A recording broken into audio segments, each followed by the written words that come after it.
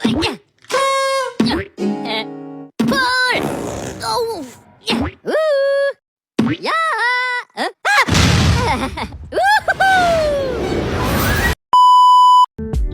Perkenalkan, nama saya Aleshari dengan NIM 43224083.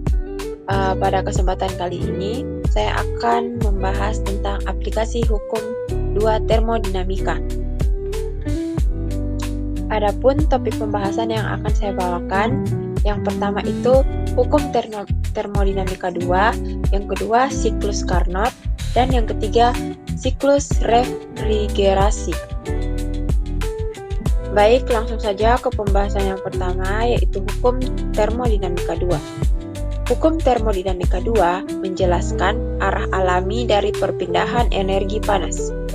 Isi utama hukum ini yaitu kalor mengalir secara spontan dari suhu tinggi ke suhu rendah.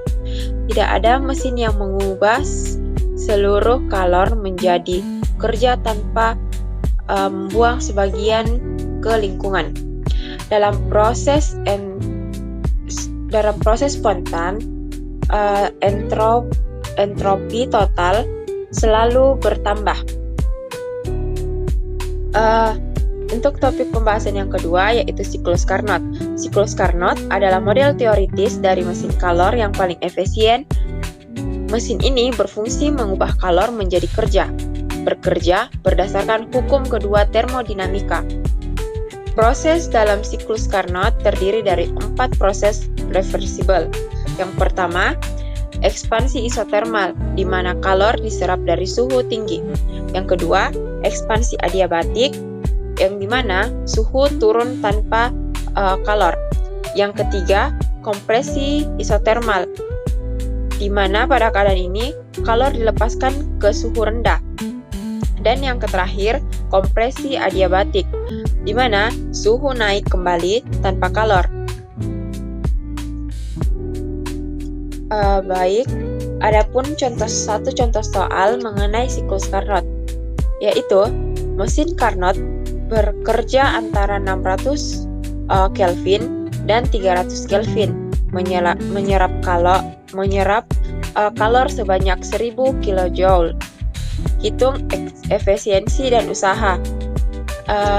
Baik, kita akan menghitung efisiensinya dengan rumus yang dimana rumusnya N sama dengan 1 dikurang T dingin per T panas, yang dimana T dinginnya itu 300 dan T panasnya 600. Hasil yang didapatkan 0,5 atau 50%. Selanjutnya, untuk menghitung usaha, kita menggunakan rumus efisiensi dikali dengan kalor yang terserap, yang dimana efisiensi yang didapatkan tadi itu 0,5 dikali dengan kalor yang terserap, yaitu 1000 kJ. Maka hasil yang didapatkan yaitu 500 kJ. Baik, topik pembahasan yang terakhir yaitu siklus refrigerasi. Siklus ini adalah kebalikan dari mesin kalor, digunakan pada kulkas dan AC untuk memindahkan panas dari daerah dingin ke panas, bekerja menggunakan prinsip hukum 2 termodinamika. Proses dalam siklus refrigerasi, 4 proses utamanya, yaitu yang pertama kompresi adiabatik, di mana tekanan dan suhunya naik.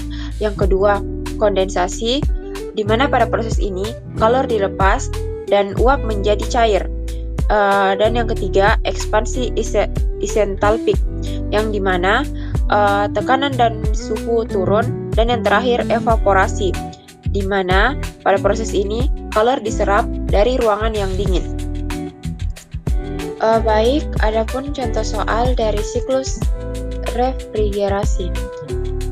Sistem bekerja antara -10 derajat Celcius, yang dimana dalam satuan Kelvin yaitu 263 Kelvin, dan 25 derajat Celcius. Dalam satuan Kelvinnya 298 Kelvin. Hitung COP-nya atau Coefficient of Performance-nya. Yang dimana rumus untuk COP yaitu T dingin per T panas dikurang dengan T dingin sama dengan baik, langsung saja kita masukkan angkanya, yang dimana T dinginnya itu 263 Kelvin per 298 dikurang dengan 263 sama dengan 263 per 35, yang dimana kita mendapatkan hasil 7,51.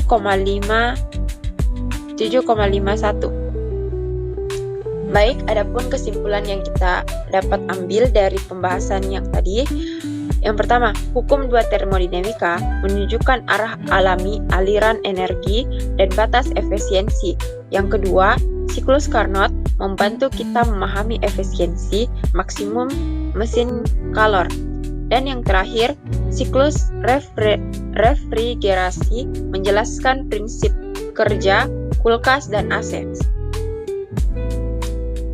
Baik, terima kasih untuk kesempatan yang telah diberikan. Terima kasih sudah menonton video ini. Wassalamualaikum warahmatullahi wabarakatuh.